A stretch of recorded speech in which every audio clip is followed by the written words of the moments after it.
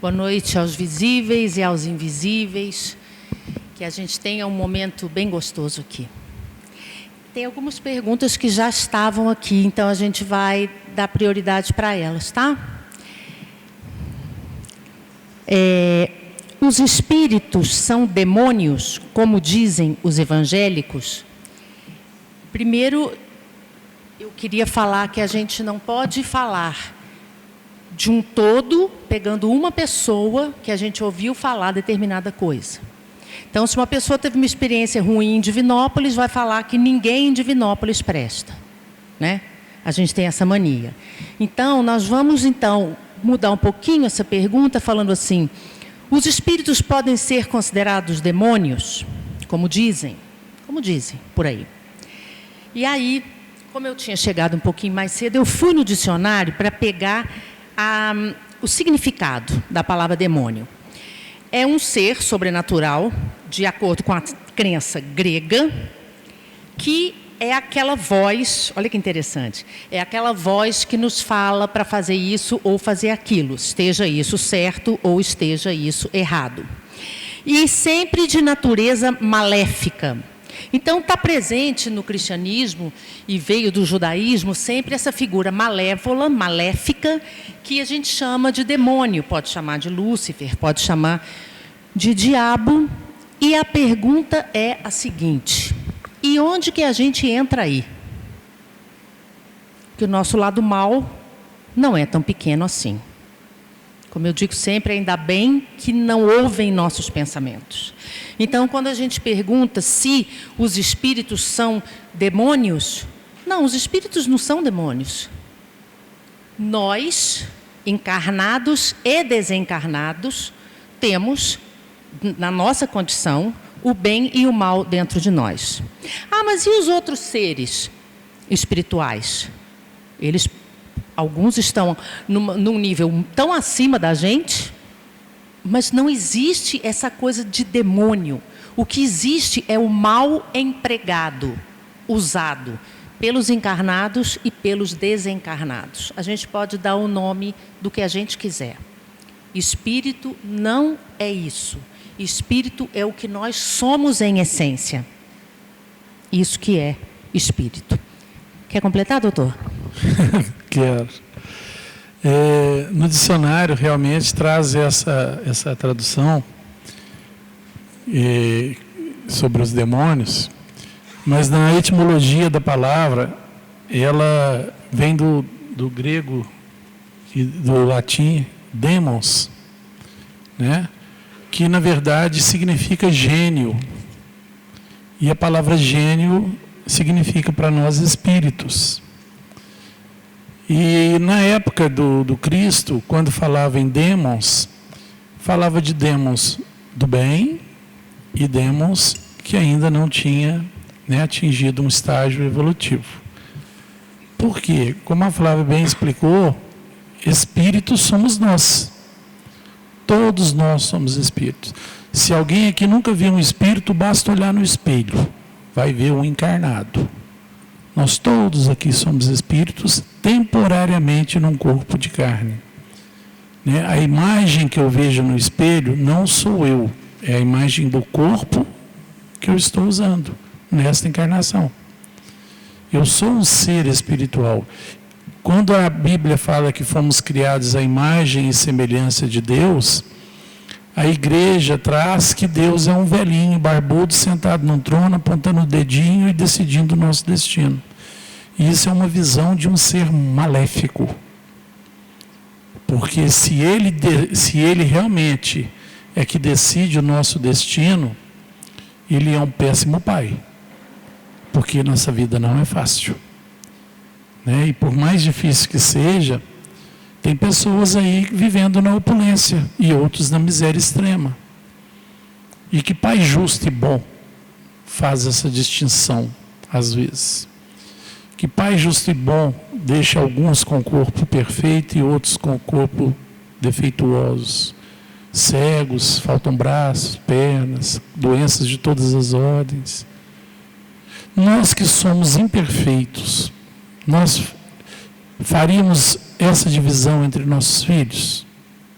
Jamais, né? Todos os nossos filhos, a gente quer que todos eles tenham o melhor. Não é assim? Então, se Deus quer perfeito, Ele quer muito mais do que isso para nós.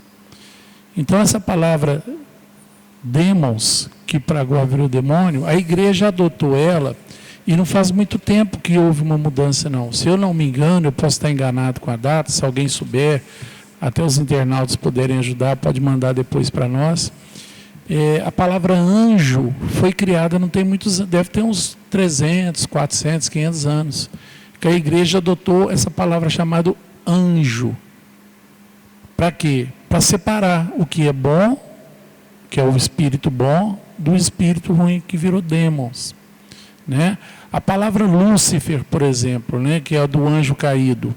Lúcifer é aquele que veio da luz. Que luz que ele veio? Deus. É aquele que veio de Deus. E segundo a mitologia demoníaca, né, Lúcifer era o braço direito de Deus. Era o anjo predileto. Olha para você ver, já começa a errar aí. Né? Porque se Deus que fez uma criação e tem o seu predileto, já está errado. Porque todos temos que ter a mesma natureza. Todos temos que ter o mesmo amor. Só que Deus cometeu um erro. Ele criou Lúcifer vaidoso. Lúcifer quis tomar o poder de Deus. Olha, como é que uma criatura quer tirar o poder do Criador? Não tem jeito. E Lúcifer consegue reunir um exército de outros anjos, também feitos com defeito de fábrica, para tentar tirar o trono de Deus. Aí Deus, que poderia simplesmente, no estralar de dedos, acabar com tudo isso, não. Chama lá o seu exército de anjos bons, se eu não me engano é São Miguel Arcanjo, Rafael, a turma lá dele. E monta um exército e manda guerrear a espada. Eles eram imortais, mas lutavam de espada.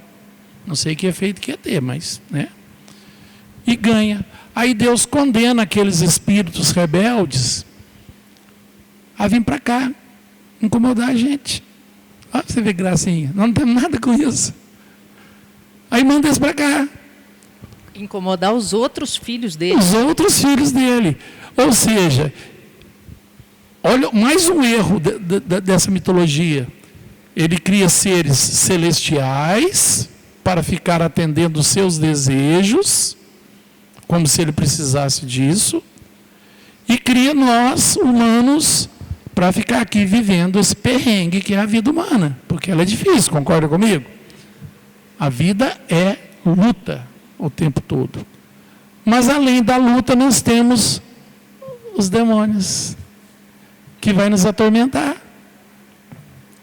E nós, para atingirmos o merecer o céu, temos que, além de vencer os nossos próprios defeitos, a própria luta terrena, temos ainda que vencer a influência daqueles que nós não temos nada a ver com a briga deles com Deus.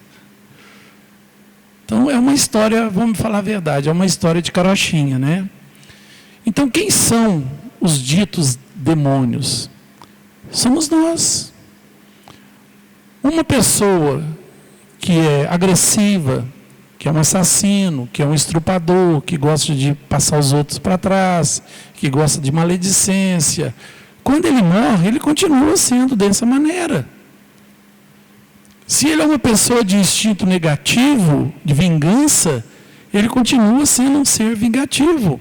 E se fui eu que fiz mal para ele, eu crio uma sintonia com esse ser. Aí ele vem ao meu encontro. Por quê? Porque é lei de causa e efeito. Se eu criei esse débito com esse ser, e ele ainda não soube me perdoar, ele quer vingança. Então, a responsável quem é? Eu. Sempre eu.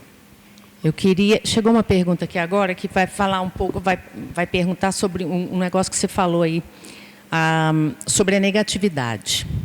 Por que eu atraio muita negatividade das pessoas? No decorrer do dia, 3 vezes a minha energia acaba. E aí me dá uma tristeza muito grande, mais ou menos isso. Por que eu atraio muita negatividade das pessoas? A gente tem vivido um tempo, a gente estava até comentando aqui agora, né, que todo mundo, que nós somos sobreviventes da pandemia. E a gente se esquece disso.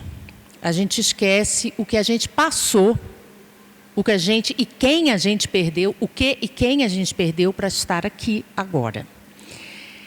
Então, esse peso que a gente sente, nossa, mas o mundo está pesado, as pessoas, nós também.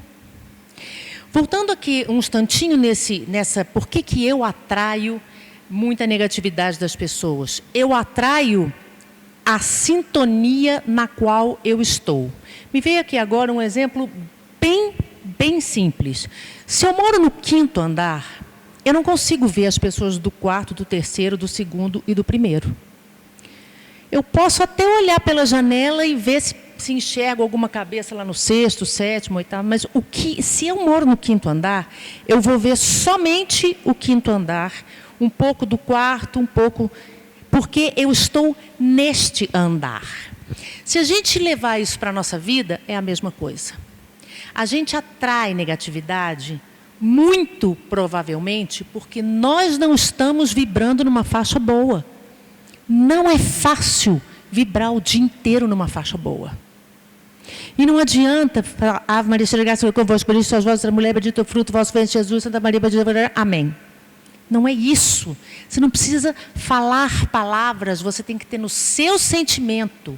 Quando você acorda e fala, meu Deus, mais um dia, graças a Deus. Vai acontecer um monte de confusão no seu dia? Vai, porque a vida é isso, resolver situações, elaborar a nossa inteligência para conseguir passar por cima das coisas que nos acontecem. Pessoas vão fazer mal para a gente vai fazer mal para a pessoa, isso é a vida. A vida é isso nesse planeta que a gente vive. Então, no decorrer do dia, se eu estou na vibração do 5º andar e quero me elevar para a vibração do 7º andar, só eu posso fazer isso. Só eu posso fazer isso. Pode chegar uma pessoa perto de mim e falar, nossa, você está linda, você é maravilhosa, você é isso. Se eu não estiver nesta vibração, porque eu posso ir um instantinho e voltar. Eu posso ir um minutinho e voltar. O difícil é permanecer. O difícil é permanecer fora da negatividade. E é quase impossível não ser cercado por pessoas negativas. Seja ao vivo, seja pelo telefone, seja pelo WhatsApp, seja porque você postou alguma coisa nas redes sociais. Vem aquela nuvem, né?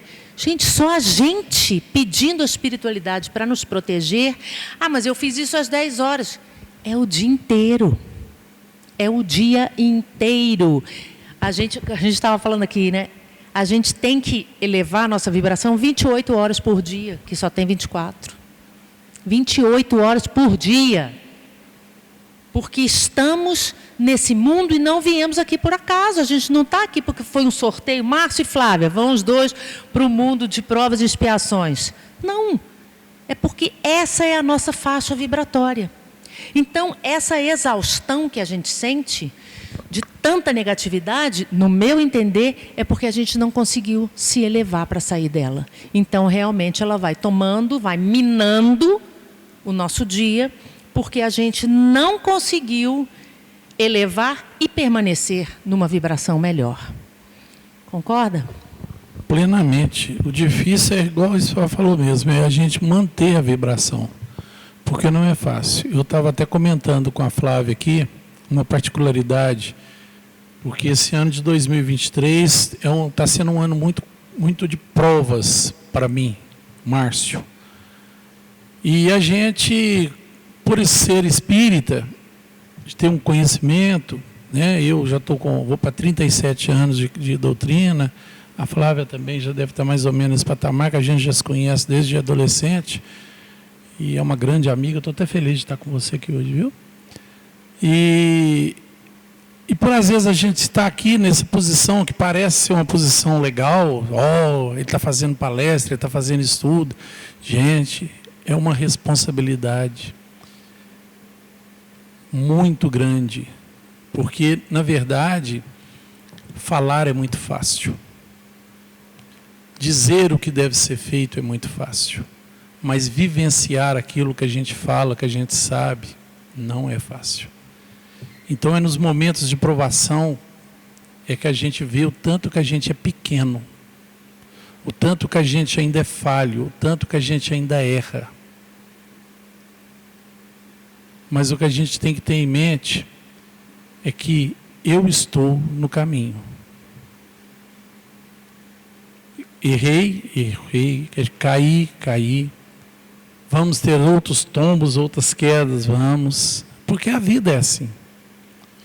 Então é para todos, indistintamente. Não é porque é uma pessoa da casa espírita que a gente deixa de ser humano e não temos também as nossas provações, as nossas dificuldades. Aliás, eu acho que quando você realmente se torna espírita, é que o bicho começa a pegar. Porque a quem mais é dado, mais será cobrado. Palavras do Cristo. Né? Quanto mais conhecimento eu tenho, mais responsável por mim eu sou. Né? Porque a doutrina espírita você já deve conhecer, ela tem três estágios, né? Tem aquele primeiro estágio que é quando eu entro na doutrina, conheço a doutrina, que a gente entusiasma e quer trazer todo mundo para a doutrina espírita e acha que está na cor, que maravilha. Depois vem um segundo estágio, é quando eu realmente entendo a doutrina. Quando eu começo a compreender a doutrina, qual é a proposta que ela tem na minha vida, somente na minha vida. Aí a doutrina entra em mim. Então a primeira eu entro nela, na segunda ela entra em mim. Aí vem o terceiro estágio, que é quando eu começo a sair de mim a doutrina, através da minha vivência. É quando as pessoas olham para a gente e falam assim, você é diferente, seu comportamento é legal, você traz uma certa tranquilidade, uma certa paz. Uma certa, porque nós também temos,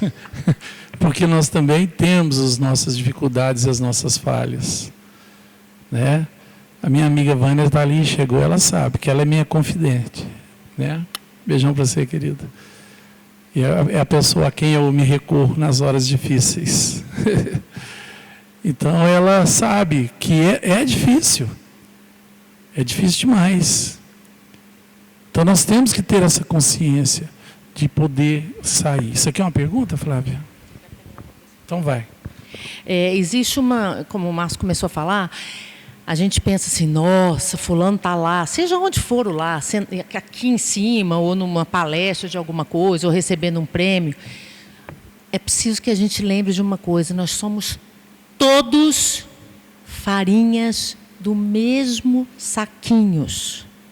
Nós apenas sabemos coisas diferentes e, por isso, na sociedade, ocupamos, nesse instante que a gente está encarnado, posições diferentes. Ponto final.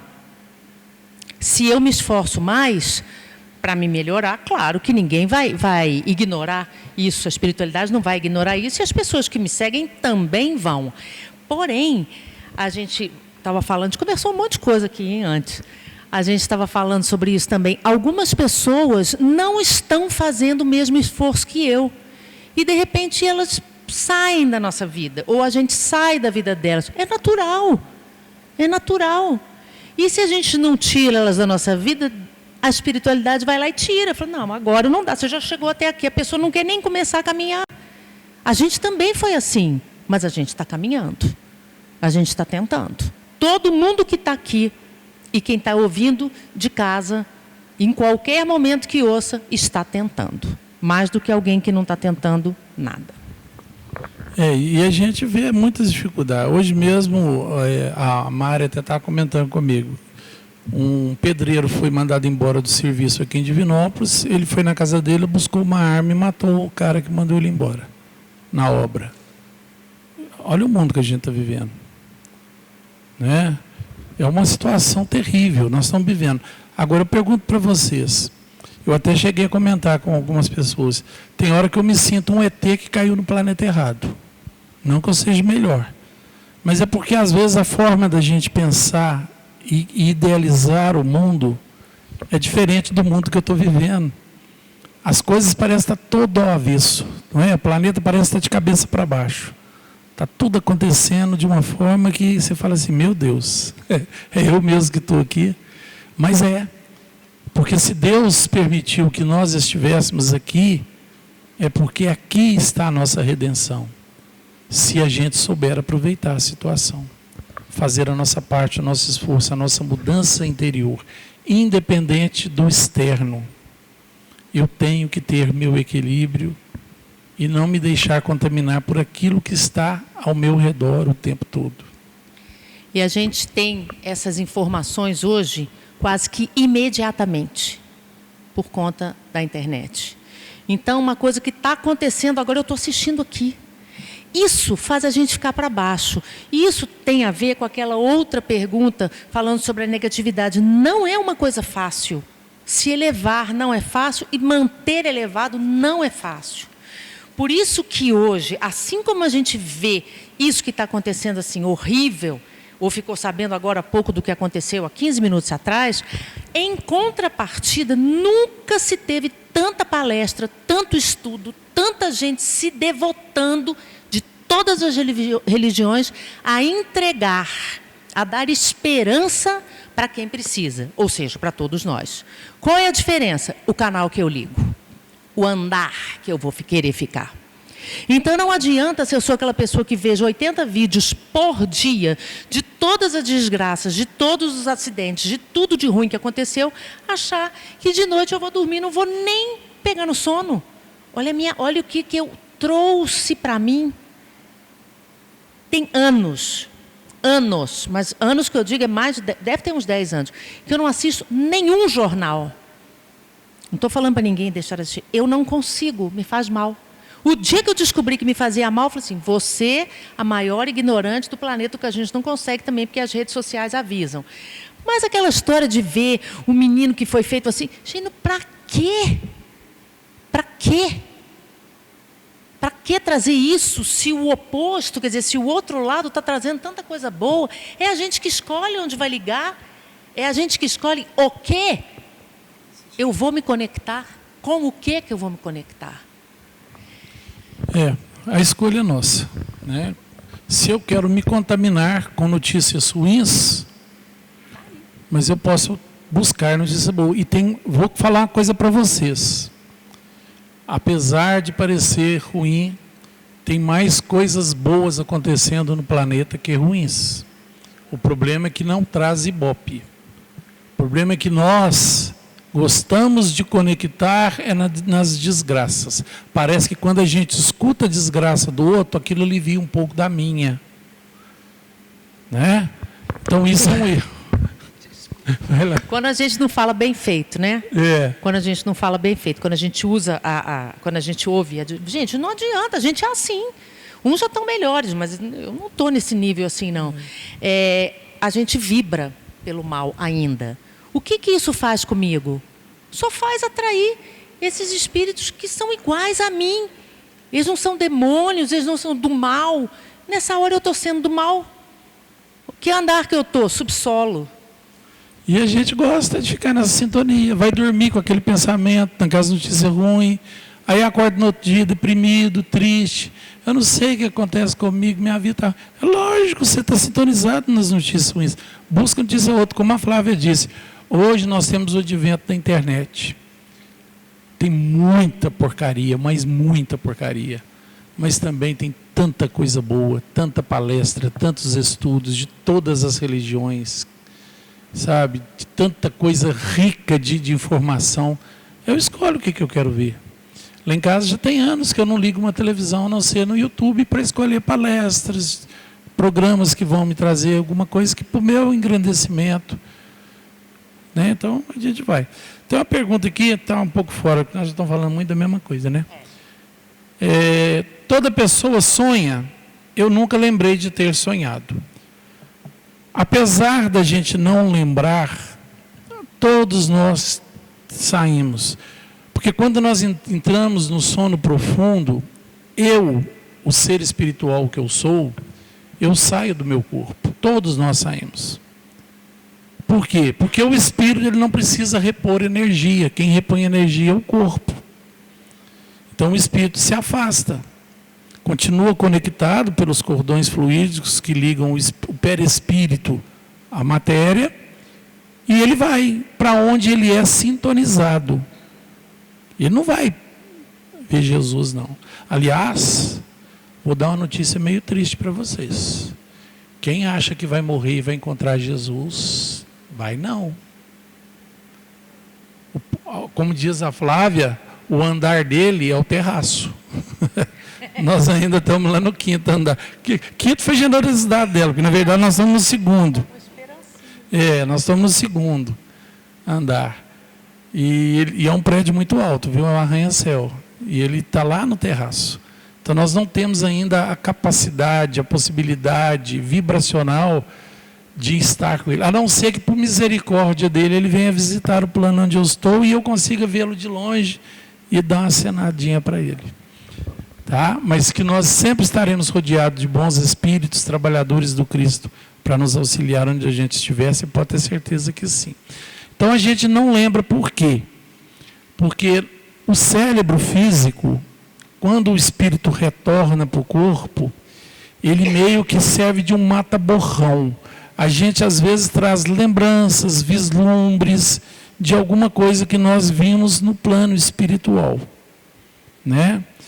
E por misericórdia de Deus, às vezes, quando a gente vai para um lugar muito ruim e não traz aquela lembrança de um pesadelo tenebroso, a gente apenas não lembra, né? Mas nós podemos ir também para lugares bons. Para quem tem o hábito de orar antes de dormir, comece a pedir ao seu amigo espiritual, o seu mentor, o seu anjo da guarda, como é que você queira chamá-lo.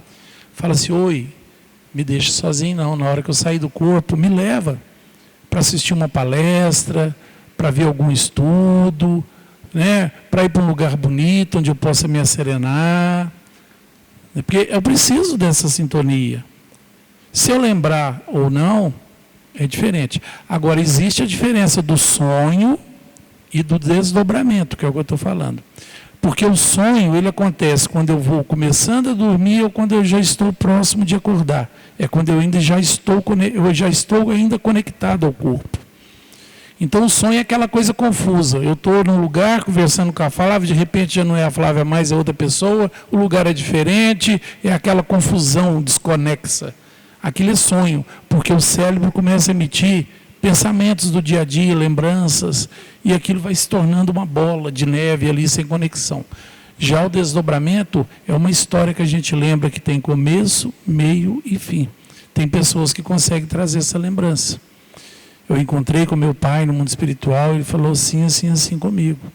Aí é um desdobramento. Entendeu? Então é isso aí. Mas não importa não. Passe a orar, quem sabe, uma boa oração, uma boa conexão, uma leitura de um texto evangélico antes de dormir, ajuda. Só complementando aqui o do Márcio, a resposta dele, fantástica, não adianta fazer aquela oração, ajoelhar, de ficar até transpirando, se você passou o dia inteiro naquele grupo de WhatsApp vendo coisa ruim. Sua mente já passou 12 horas vendo e tendo acesso a negatividades, e aí, em 3 minutos, se você fizer uma prece longa, você então acha que já está tudo bem. Não está. É uma caminhada. Tem uma pergunta aqui que diz o seguinte: às vezes me bate medo, porque eu estou num bate-papo e me transformo e falo para as pessoas que estão comigo, na mesa ou no bate-papo, coisas de parentes desencarnados. E a pessoa, às vezes, até chora e vem me abraçar. O nome disso é mediunidade, a gente sabe, todos nós temos, e alguns num grau maior, outros num grau menor. E a única solução para conviver com aquilo que a gente não conhece é conhecer. Dessa forma, se você está tendo manifestações de mediunidade que estão acontecendo em lugares que não tem nenhuma utilidade, Porque você falar para alguém, seu pai está aqui, a pessoa desmancha de chorar, é uma coisa muito forte, tanto para você como para quem está te ouvindo. Então, qual é a única solução para você? Não é ficar livre, não. É para você conviver com esse atributo sensacional que te dá essa condição de ajudar inúmeros encarnados e desencarnados, é conhecendo. É procurando um estudo numa casa espírita para estudar o livro dos médiuns, em primeiro lugar, o livro dos espíritos e depois o livro dos médiuns. Fora disso, você vai continuar tendo essas situações e elas não são situações agradáveis. Então, para combater o desconhecimento, só o conhecimento. É uma frase óbvia, mas é verdadeira. Excelente. Melhorou o som? Ah, então tá bom. Olha que pergunta interessante aqui, Flávio. Como sei se é uso inteligente do meu livre-arbítrio ou se é fuga de uma prova ou expiação pela qual preciso passar? Bom, vamos começar pelo final. Nós não temos como fugir das provas e expiações. Não tem jeito. Né? Elas vêm porque ali está a minha remissão. Né?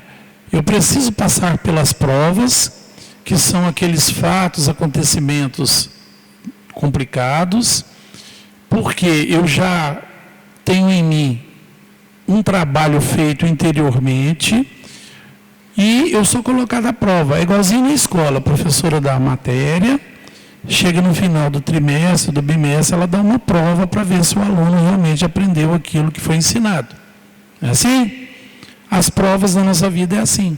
Toda vez que nós conseguimos vencer alguma mazela, algum defeito e desenvolver uma certa virtude, eu sou colocado à prova, né?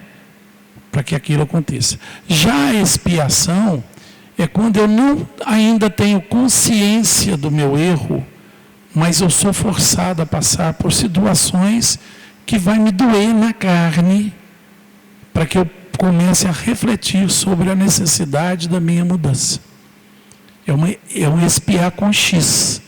Expiar, sofrer. Eu não gosto dessa palavra sofrimento, não. Eu acho que ela não devia nem existir dentro da doutrina.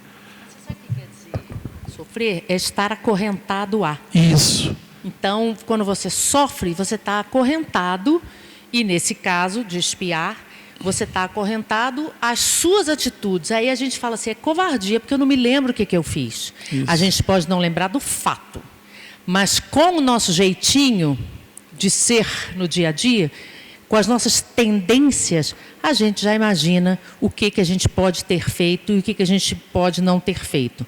Lembrando que, graças a Deus, a gente não lembra, senão a gente enlouquecia de verdade. A verdade é o seguinte, nós temos que, primeiro, entender e não acreditar, mas ter a fé raciocinada de que Deus existe e Ele é bom, perfeito. E tudo o que Ele fez é perfeito, incluindo eu, nas minhas imperfeições. Porque, na verdade, todos nós somos perfectíveis. Nós estamos num processo evolutivo para atingir a perfeição, queiramos ou não. É a única fatalidade da lei divina. Nós voltaremos para Deus um dia. Nós somos imortais. Pode demorar milhões, bilhões, trilhões de anos, mas que um dia eu vou voltar para Deus, eu vou. Olha que gostosura. Isso é um pai que ama. E a reencarnação é o método utilizado para que eu evolua.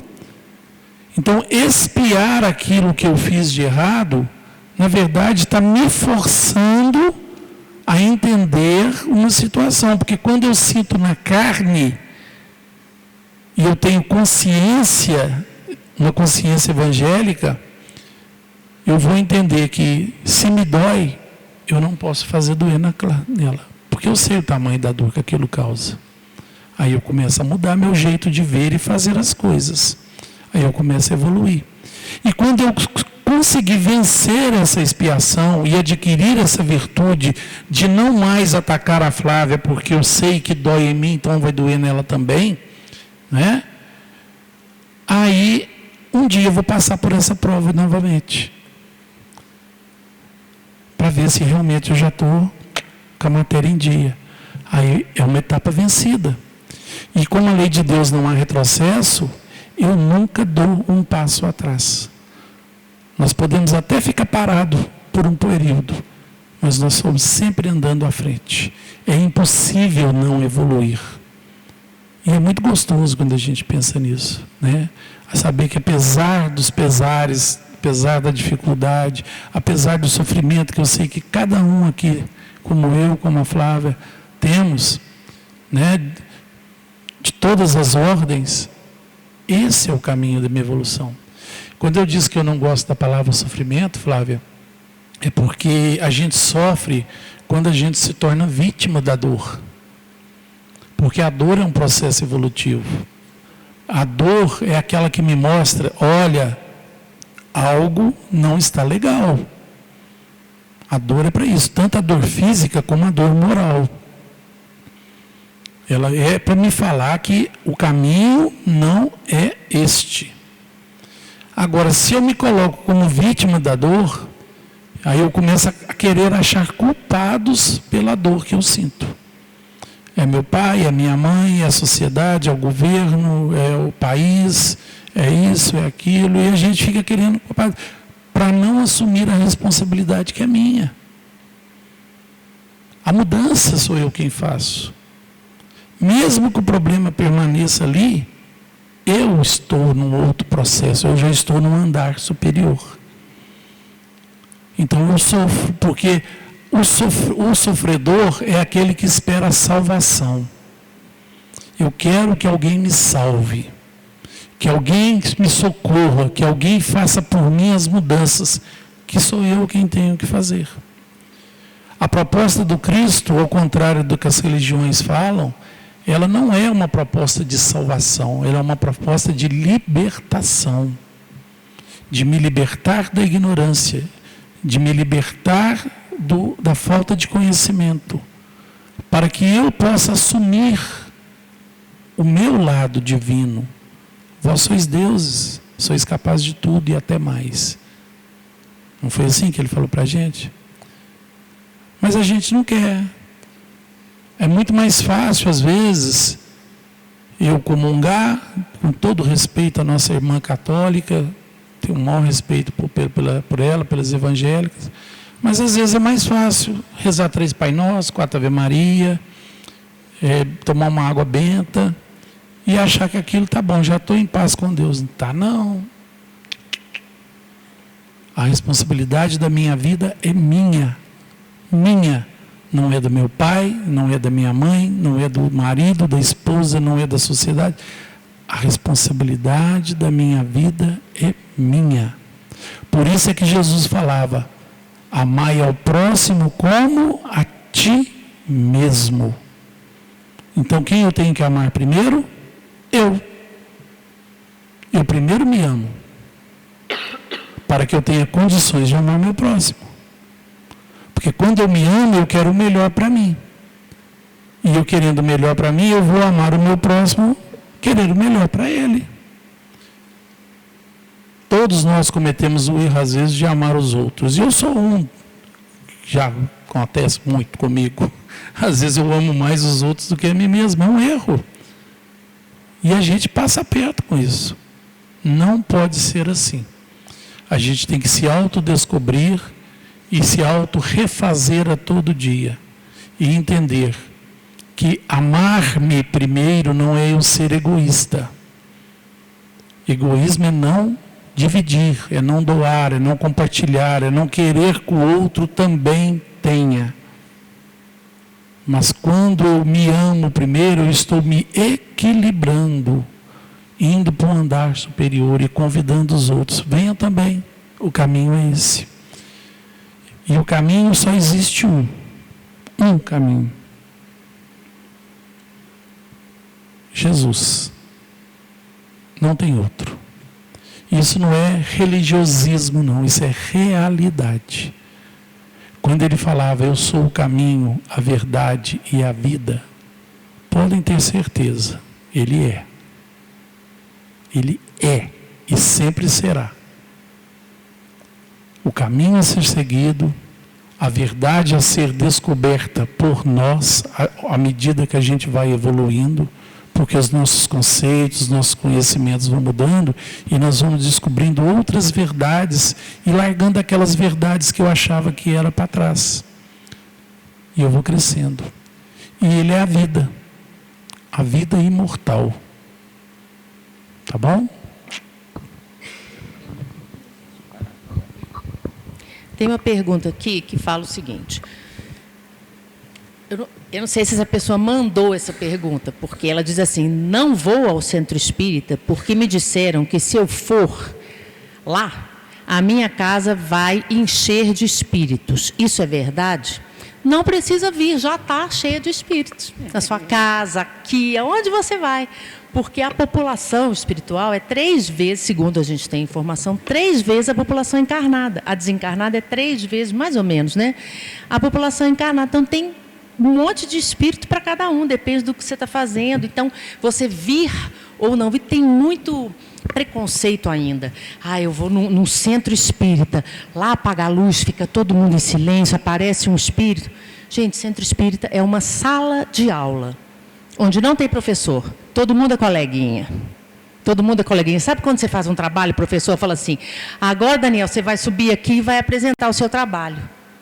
Ele fez de um, você fez de outro, a Carla fez de outro, cada um fez um e vai subir aqui e apresentar o seu trabalho. Simplesmente isso.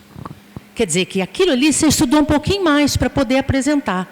É isso. O centro espírita é isso. Nós estamos falando de lugares sérios. Tem muito lugar bom aqui em Divinópolis, né? Nós estamos falando de Divinópolis porque a gente está aqui.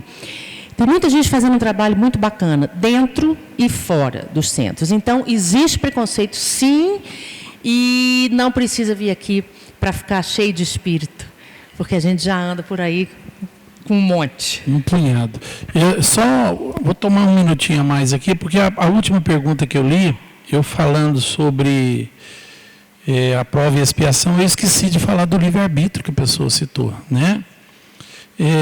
O uso do livre-arbítrio é individual, né? Livre-arbítrio é o poder, é o maior poder, nunca esqueçam isso, é o maior poder que Deus nos deu a todos os seus filhos, todas as suas criaturas.